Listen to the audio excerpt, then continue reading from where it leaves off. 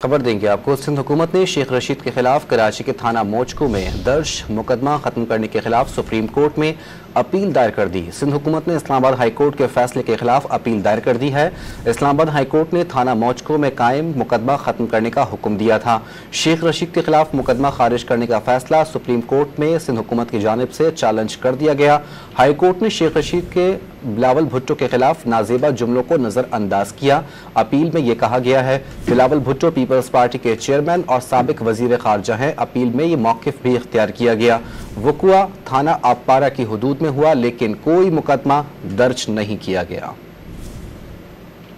Update करेंगे आपको। High court ने शेख रशीद के बिलावल भुट्टो के खिलाफ नाजेबा जुमलों को नजरअंदाज किया। अपील में यह मौक़िफ़ इख्तियार किया गया है सिंध हुकूमत की जानिब से। बिलावल भुट्टो पीपल्स पार्टी के चेयरमैन और साबिक वजीर खारजा हैं। वक़ुआ थाना आबपारा की हुदूद में हुआ, लेकिन कोई मुकदमा दर्ज नहीं हुआ। शेख रशीद के खिलाफ मुकदमा खारिज करने का फैसला सुप्रीम कोर्ट में चैलेंज कर दिया गया है।